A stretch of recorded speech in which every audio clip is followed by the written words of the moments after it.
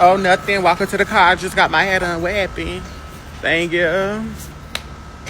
Haunting 911 calls after a TikTok influencer was shot. Police say her boyfriend made the desperate plea for help after he allegedly pulled the trigger. Local 10's Analyses live in Fort Lauderdale with the latest on this. Sonella. Louie and Christy, that 911 call is frantic. It is urgent. You can sense the desperation. And deputies arrested 25-year-old Shanoid White. He is charged with first-degree murder and remains locked up here at the Broward County Main Jail. And authorities say not only did he kill his girlfriend, but he's the one that alerted them to the crime. Take a listen. Help, please, I need help. A frantic 911 call. Get here, hurry up and get here. Who's calling me? Hurry up and get here. Stay on the line with me. I need you to stay on the line with me, okay? The situation is dire. Time is of the essence after transgender TikTok influencer Maurice Harrison, also known as Girl La La La, was shot. Broward Sheriff's Office investigators say once they arrived on the scene Friday night along the 3300 block of Northwest 37th Avenue in Lauderdale Lakes, they were flagged by 25-year-old Shanoid White. They've identified him as the 911 caller and say he was also the shooter. According to an arrest form, the pair had been in a relationship for several years. They had a verbal argument in the car that turned physical. Then she was shot. Video from a Tesla captures the moments following the shooting. A man who appears to be white gets out of the driver's side of a beige sedan. The passenger door opens, where we're told by relatives an injured Girl La La La tries to get out. White is seen grabbing her by the hair and putting her back inside before calling for help. Girl La La La was taken to Broward Health Medical Center where she died. I'm real Girl La La La. She was known for her wigs and social media presence with nearly 300,000 followers on TikTok and more than 40,000 on Instagram. Why?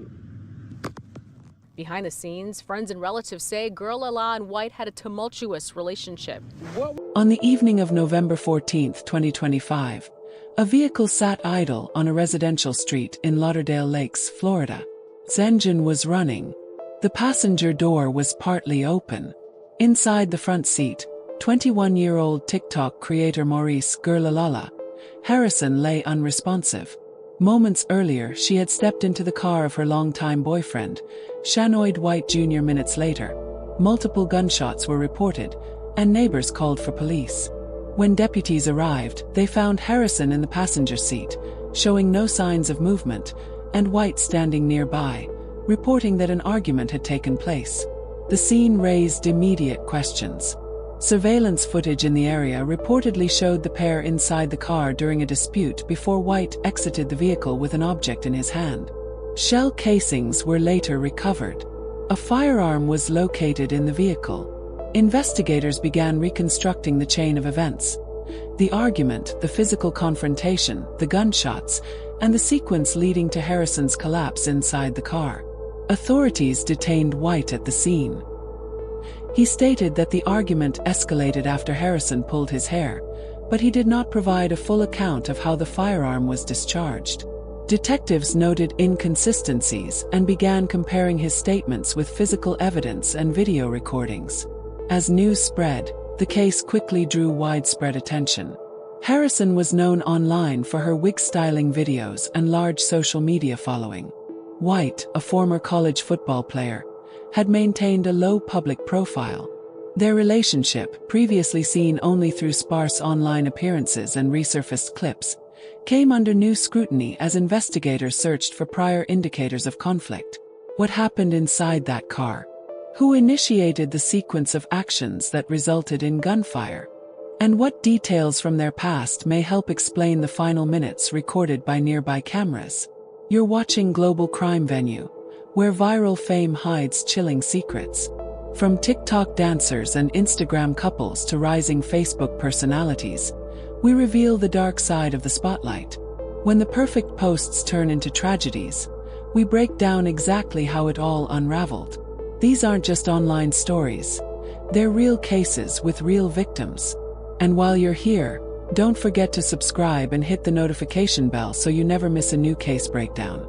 In our next episode, we'll dive into another shocking story of love, control, and a hidden danger that no one saw coming. Here's the untold side of what really happened. Maurice Girl La La Harrison was a 21-year-old content creator who built a significant digital presence as a wig stylist and beauty influencer. Her TikTok account accumulated more than 200,000 followers, and her uploads typically involved hair transformations, wig installations, and short-form beauty demonstrations. Her videos were recognizable for their consistent focus on hairstyling techniques, step-by-step visual demonstrations, and transformation clips that frequently gained large engagement. She also maintained an active Instagram account where she promoted her work, shared completed wig styles, and posted behind-the-scenes content related to her business. Her online activity created a large audience that associated her name with hairstyling expertise and consistent content production. Because of this visibility, her personal life occasionally intersected with her public identity, particularly through posts where she appeared with her longtime boyfriend, Shanoid White Jr. Their relationship was not frequently displayed in detail on social platforms, but they appeared together in certain clips, and viewers became aware that they had been in a relationship for several years.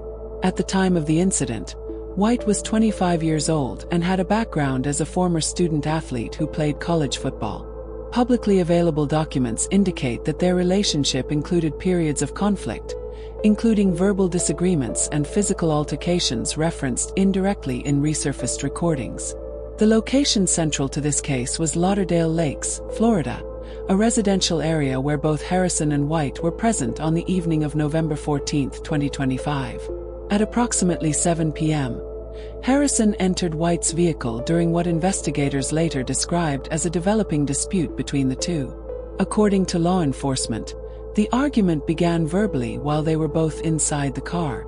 Surveillance footage gathered from the surrounding area later provided a partial timeline of their interaction, showing movements consistent with an escalating confrontation. Authorities reported that during the dispute, the situation transitioned from a verbal argument to a physical struggle inside the vehicle. The details about what initiated the physical contact came from White's statement to law enforcement, in which he said the escalation began after Harrison pulled his hair. Investigators continued examining evidence to determine the precise sequence of actions, the positioning of both individuals inside the vehicle, and the moment the confrontation intensified. At approximately the same time, nearby residents reported hearing multiple gunshots. Deputies from the Broward Sheriff's Office were dispatched to the scene. When they arrived, they found White near the vehicle and Harrison in the front passenger seat, unresponsive, with visible injuries that matched the reports of gunfire. The passenger door was partially open, and the engine of the vehicle was still running. Shell casings were located either inside or near the vehicle, and a firearm was recovered from the interior. These items were collected as evidence for forensic processing. White remained on the scene and contacted emergency services during the incident. Responding deputies detained him immediately for questioning based on the physical evidence, the nature of the injuries, and the preliminary findings at the scene. Investigators secured the vehicle, documented the interior condition, and began reconstructing the events leading up to the shots being fired. Early investigative steps included reviewing surveillance video, obtaining statements from nearby residents, and collecting physical evidence from the vehicle. Public interest increased rapidly once Harrison was identified at the scene due to her large online presence, and the fact that the incident involved a well-known digital creator. As news spread, the available information about her background, her social media career, and her relationship with White began circulating across various platforms, prompting further examination of earlier recordings and posts involving the two. These materials provided context that would later contribute to understanding the pattern of conflicts previously hinted at online. Maurice Harrison built a recognizable online presence through short-form content focused on wig installations, hair transformations, and everyday lifestyle updates. Her audience grew steadily, and she maintained consistent engagement across her social media platforms.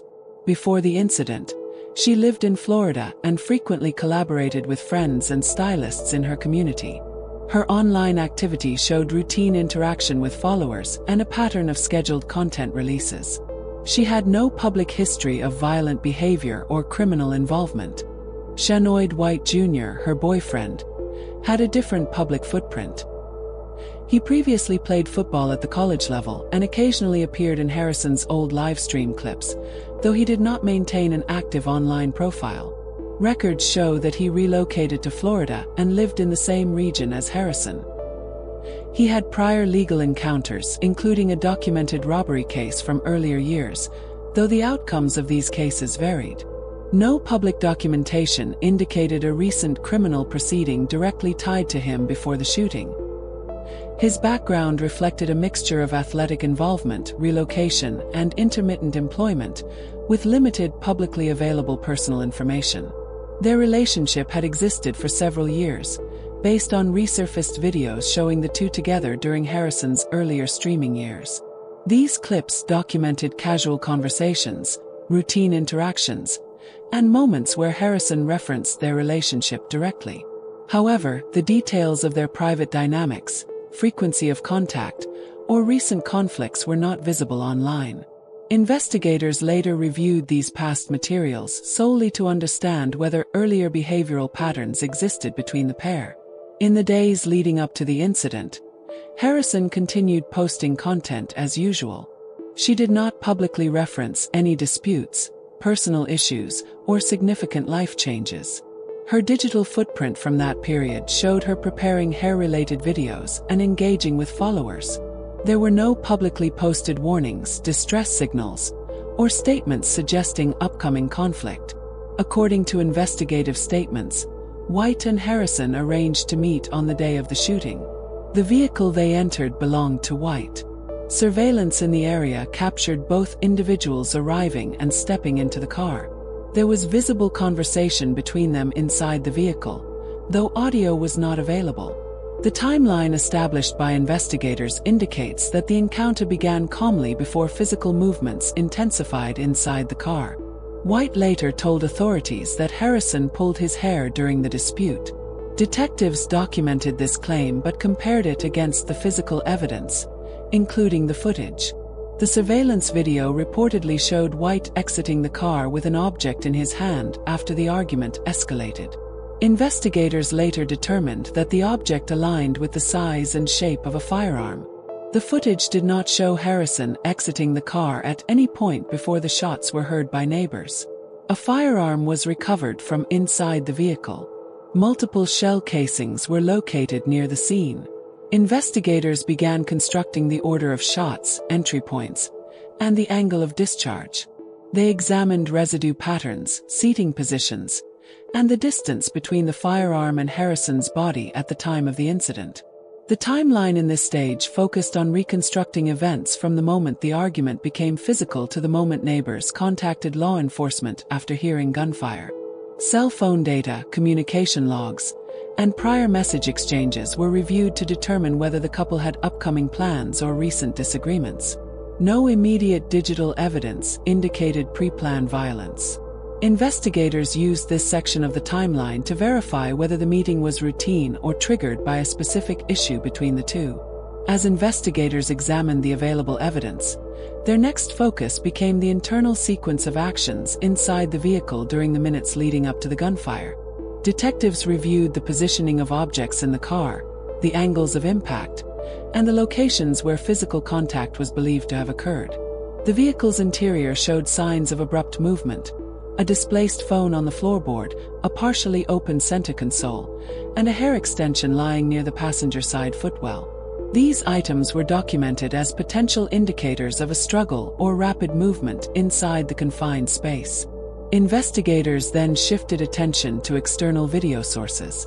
Several residences in the area were equipped with motion-activated cameras positioned toward the street. Footage from one camera showed the vehicle stopping on the roadside and remaining stationary for several minutes. Although the audio was limited, visual cues indicated arm movements from both individuals. Detectives analyzed the timing of these movements to determine whether they coordinated with the later discovery of physical evidence inside the vehicle. Another camera placed farther down the street recorded the moment the driver's side door opened. The footage captured a figure exiting the vehicle and stepping away briefly before returning. Investigators mapped this movement with the placement of shell casings later found on the ground near the driver's side, using it to approximate the shooter's location during the discharge of the weapon.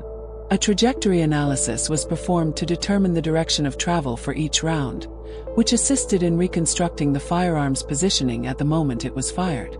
Forensic processing identified distinct gunshot residue patterns that supported the conclusion that the shots were fired at close range. The residue distribution on the passenger seat and door panel provided measurable indicators of proximity. This information helped narrow the potential spacing between the occupants at the time the weapon discharged. Detectives also noted contact impressions on the interior surfaces, including fingerprints and smudges, which were later compared to both individuals for verification. Phone data was also examined to establish communication patterns before the incident.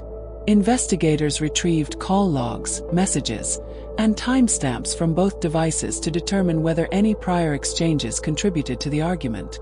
These records were cross-referenced with the time the vehicle was parked, helping authorities create an accurate digital timeline to accompany the physical evidence. Traffic camera data confirmed the vehicle's route shortly before it arrived on the residential street, providing additional context for the moments leading up to the confrontation. Witnesses in nearby homes reported hearing a loud verbal exchange before the sound of gunfire. These statements were recorded and used to align the timeline of events with video footage and forensic findings. Detectives focused on identifying whether any of the statements contained details matching the visual movements captured on camera. The consistency between witness observations and the physical evidence strengthened investigators' ability to map the sequence of events with precision.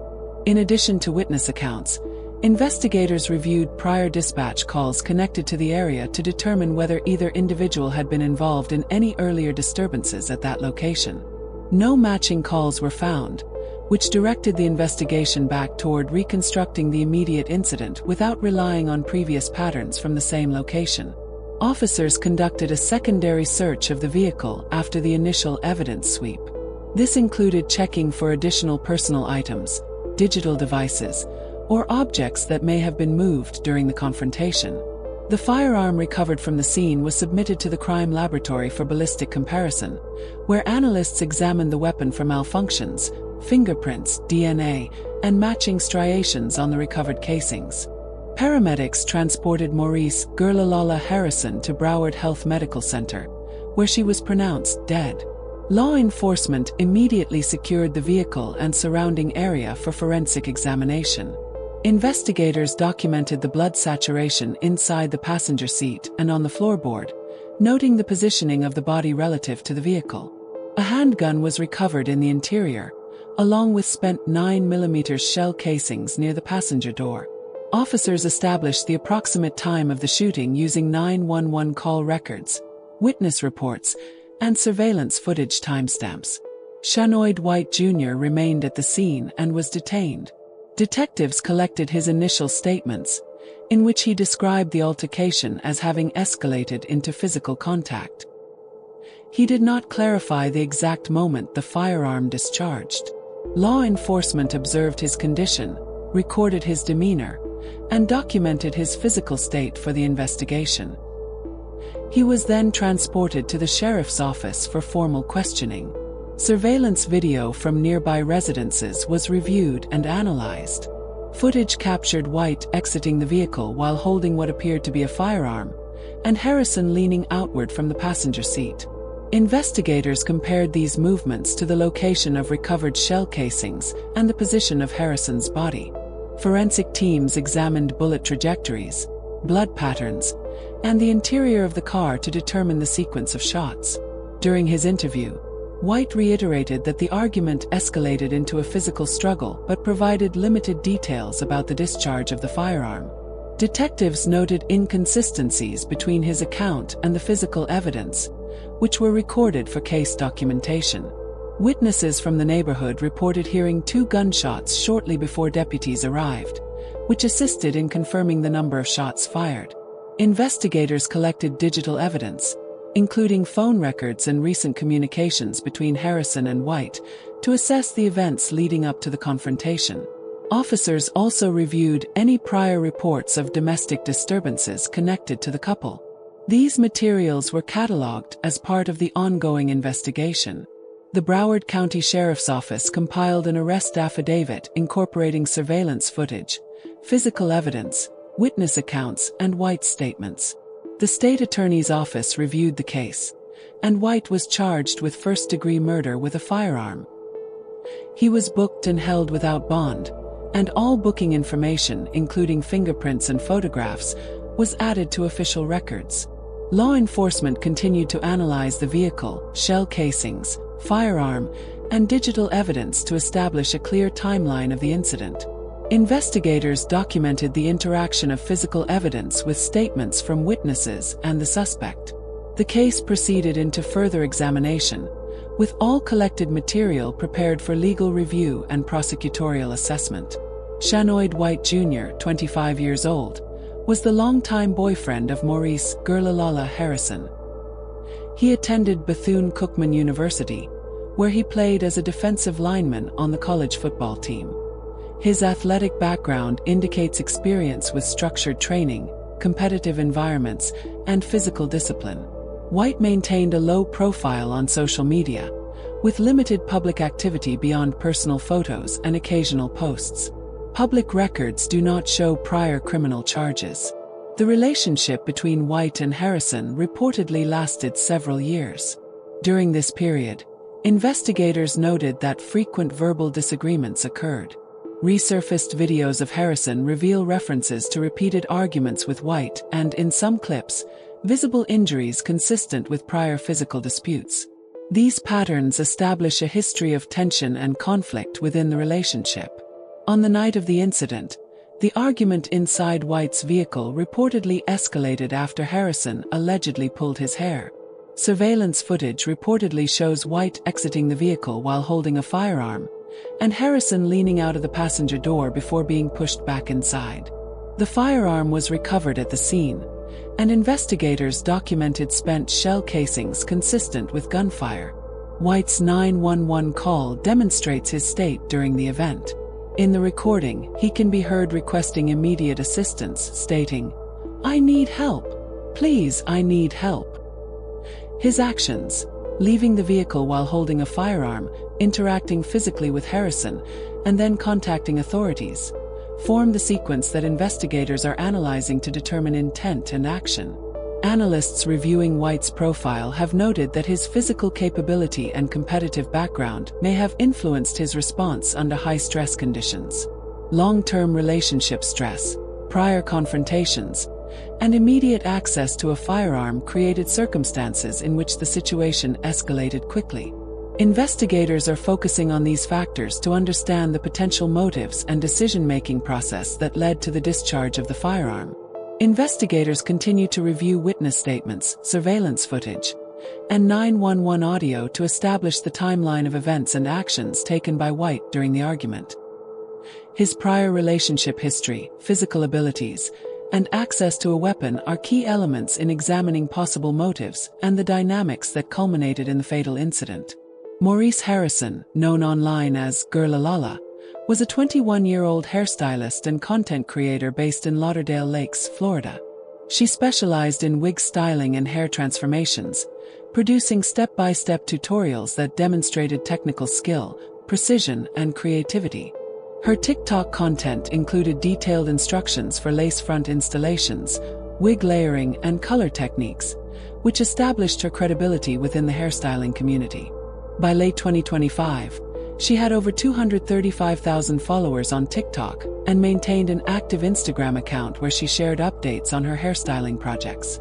Harrison provided hairstyling services for clients in her local area, applying her expertise to both conventional and unconventional hairstyles. She frequently incorporated bold colors and textures into her work, reflecting an emphasis on design, technique, and innovation.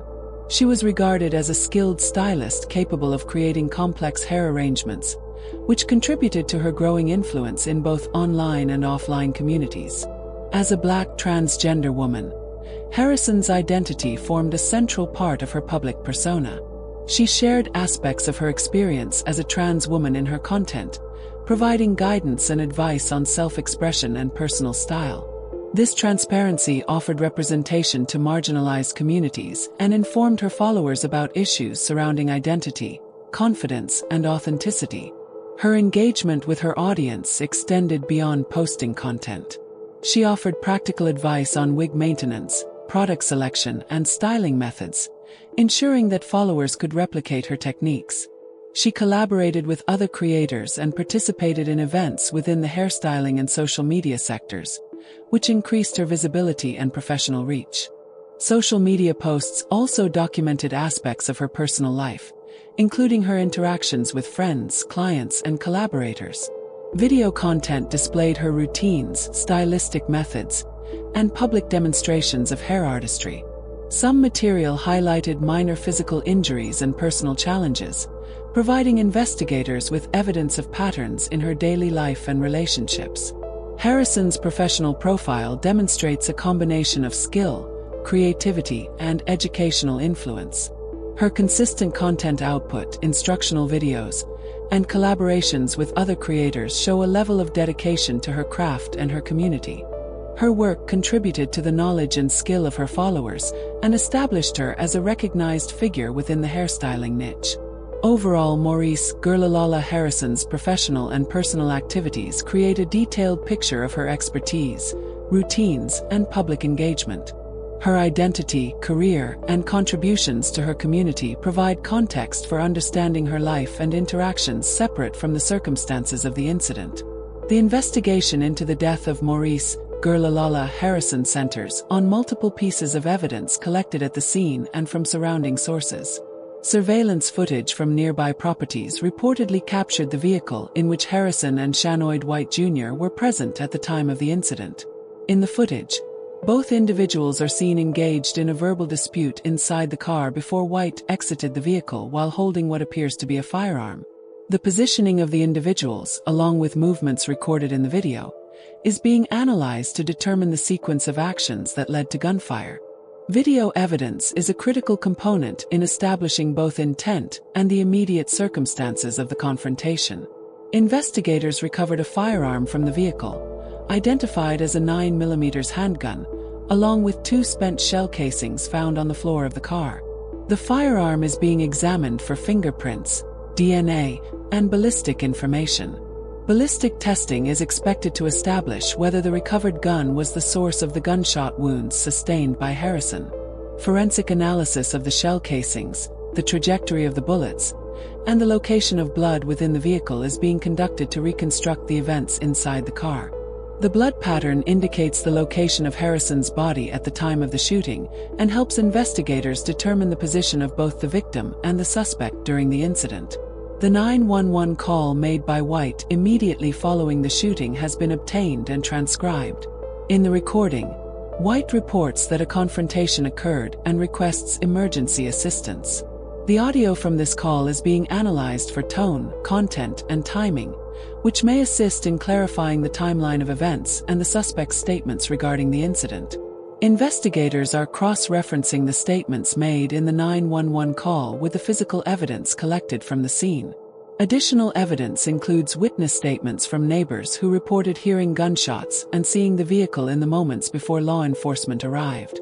Detectives are compiling these accounts to establish corroboration with the surveillance footage and forensic evidence. The suspect's own statements to law enforcement regarding the argument and the sequence of events are being compared with all available evidence to assess consistency and credibility. From a legal standpoint, the collected evidence forms the basis for the charge of first-degree murder with a firearm. The combination of video surveillance, the firearm and shell casings, blood pattern analysis, 911 call recordings, and witness testimony provides multiple avenues for prosecution. Each piece of evidence is being documented, analyzed, and stored in accordance with legal procedures to maintain chain of custody and ensure admissibility in court. The integration of these investigative findings is central to determining the actions that led to Harrison's death, establishing a clear timeline, and understanding the involvement of the suspect. Forensic, testimonial, and recorded evidence are all being examined simultaneously to provide a comprehensive view of the incident, which will inform subsequent legal proceedings. The case of Maurice Harrison and Shanoid White Jr. demonstrates patterns of risk and systemic implications that extend beyond the immediate events. One key theme is the intersection of social vulnerability and intimate partner conflict. While prior sections have outlined the argument and physical confrontation, it is important to note how underlying societal factors, including marginalization of trans women and Black women, create heightened risk environments. Harrison's identity positioned her within a demographic statistically more exposed to violence, which contextualizes the potential consequences of escalated domestic conflict. Another theme is the relationship between online presence and personal safety. Harrison's social media visibility, characterized by her role as a wig influencer and content creator, amplified her public persona but also created an additional layer of exposure.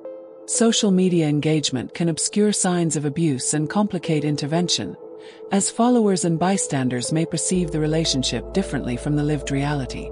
The disparity between online portrayal and actual experiences underscores challenges in recognizing risk factors when conflict is not openly visible. The role of firearms in domestic conflicts is further emphasized. The rapid progression from argument to physical altercation to the use of a gun illustrates how easily access to firearms can transform volatile situations into fatal incidents.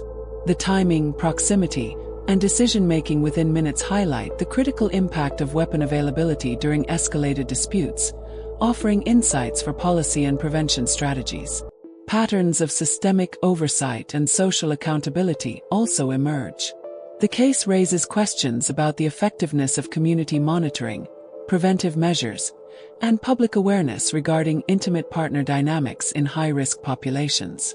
While authorities responded after the shooting, broader considerations include the potential for earlier detection of risk indicators and the development of support structures to reduce the likelihood of similar outcomes. Finally, the circumstances of this case present implications for public discourse and research into domestic violence, firearm safety, and the experiences of marginalized communities. By analyzing how personal identity, relationship dynamics, and environmental factors converge, the case provides a framework for understanding potential vulnerabilities, developing intervention strategies, and increasing awareness. It highlights the importance of studying structural conditions, relationship patterns, and social support systems without attributing the outcome solely to individual behavior. And that concludes today's case. But remember, this is just one of countless stories the world has yet to uncover. Here on Global Crime Venue, our mission is to uncover the facts, honor the victims who can no longer speak, and make sure their stories are never erased. If what you heard today made you think, know this, more cases are on the way that will shock you, haunt you, and change the way you look at social media and the world around you. Be sure to subscribe, tap the like button, and turn on notifications so you never miss an update. New investigations are released regularly. And trust me, you'll want to be here when the next story breaks. Before you leave, share your thoughts in the comments. What stood out to you most in this case? Your voice keeps these stories alive. Until we meet again, stay cautious, stay informed, and never forget, justice starts with truth. Global Crime Venue, uncovering the stories behind the screen.